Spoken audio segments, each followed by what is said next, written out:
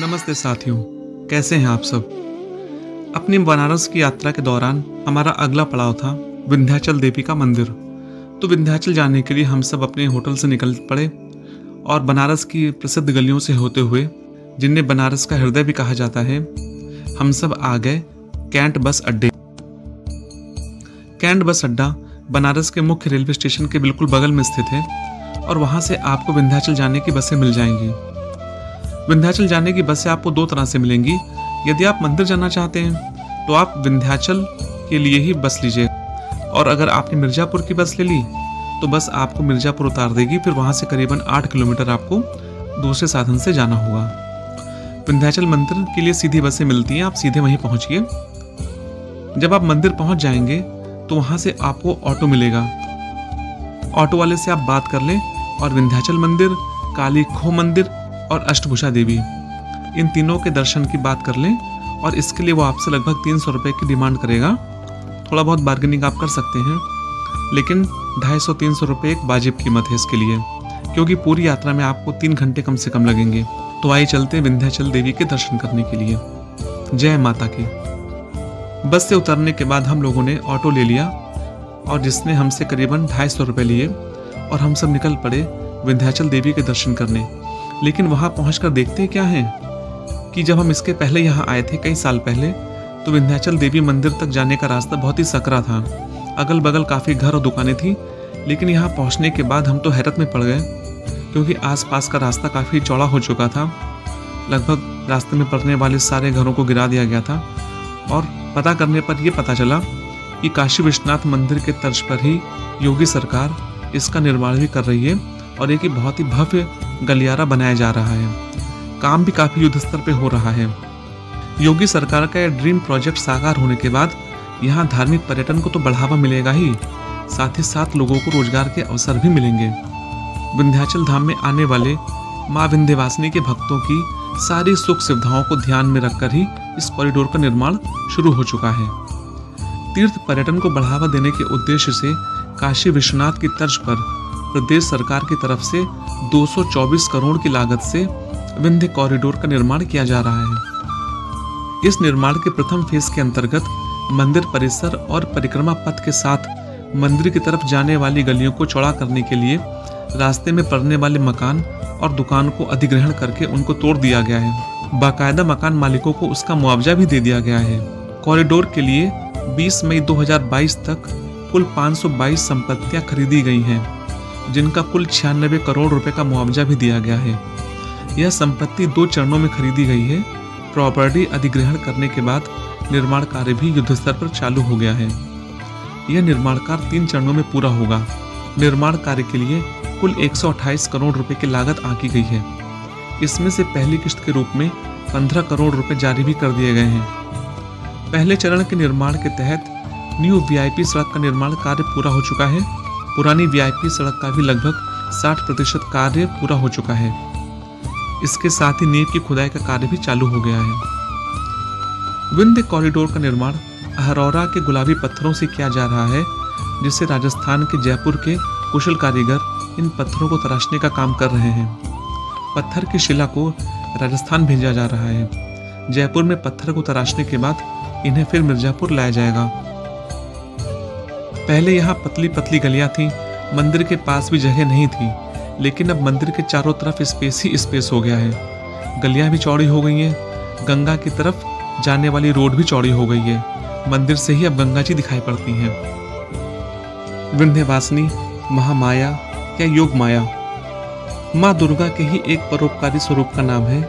उनकी पहचान आदि पराशक्ति के रूप में की जाती है। माँ विंध्यवासिनी त्रिकोण यंत्र पर स्थित 3 रूपों को धारण करती हैं, जहां स्वयं माँ आदिशक्ति महालक्ष्मी विंध्यवासिनी के रूप में है, अष्टभुजी अर्थात महासरस्वती और काली खो स्थित महाकाली के रूप में विराजमान है। मान्यता के अनुसार सृष्टि आरंभ होने के पूर्व और प्रलय होने के बाद भी इस क्षेत्र का अस्तित्व कभी समाप्त नहीं होगा।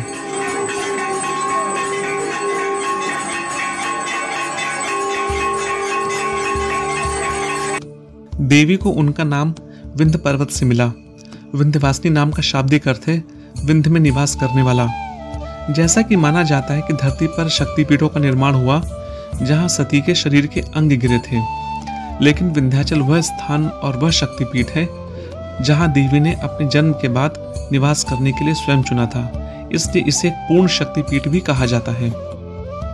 श्रीमद् भागवत की पुराण कथा अनुसार देवकी के 8वें गर्भ से जन्मे श्री कृष्ण को वसुदेव जी ने कंस से बचाने के लिए रातों रात यमुना नदी को पार कर गोकुल में नंद जी के घर पहुंचा दिया था तथा वहां यशोदा के गर्भ से पुत्र के रूप में जन्मी आदि शक्ति योग माया को चुपचाप वे मथुरा के जेल में ले आए थे।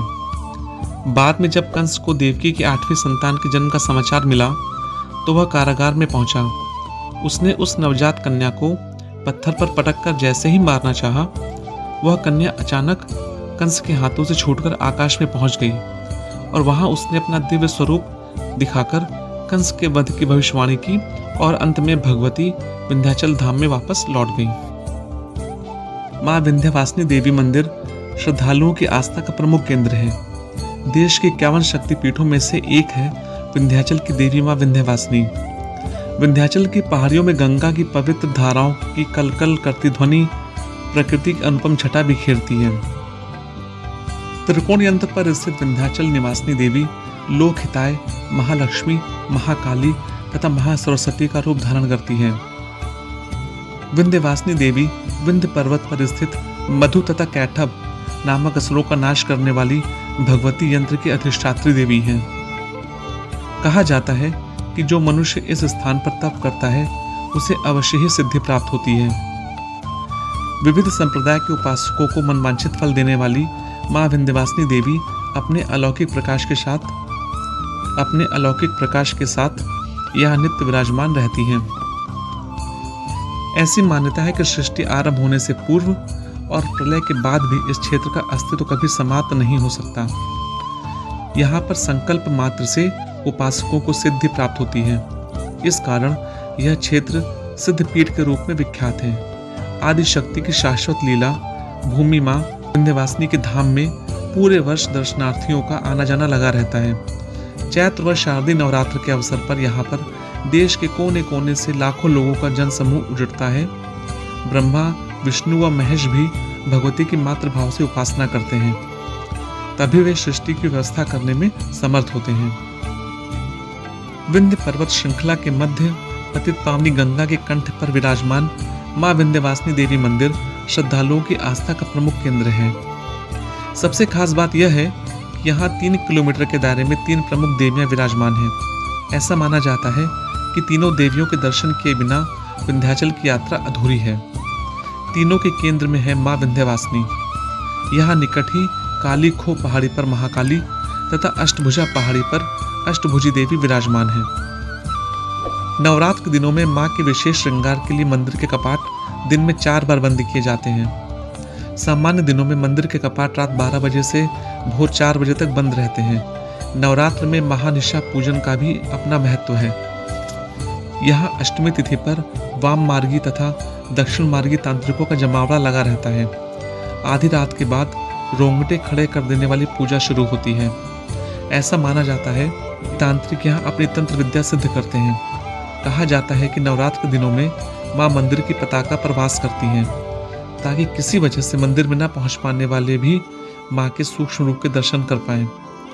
नवरात्र के दिनों में इतनी भीड़ होती है कि अधिसंख्य लोग मां की पताका के दर्शन करके ही खुद को धन्य मानते हैं। कहते हैं सच्चे दिल से यहाँ की गई पूजा कभी बेकार नहीं जाती। हर रोज यहाँ हजारों लोग मत्था टेकते हैं और देवी मां का पूजन जय मां विंध्यवासिनी के उद्घोष के साथ करते हैं।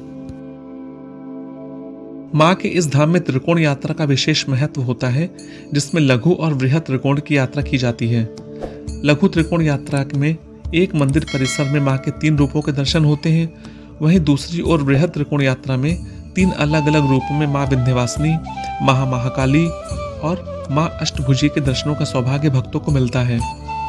वृहद त्रिकोण यात्रा में मां महाकाली के दर्शनों के बाद अगला पड़ाव आता है मां अष्टभुजी का, जहां मां 8 भुजाओं वाले रूप में वास करती हैं, अपने भक्तों का कल्याण भी करती हैं। कहते हैं इस मंदिर के दर्शन के बाद ही भक्तों की वृहद त्रिकोण यात्रा पूरी होती है।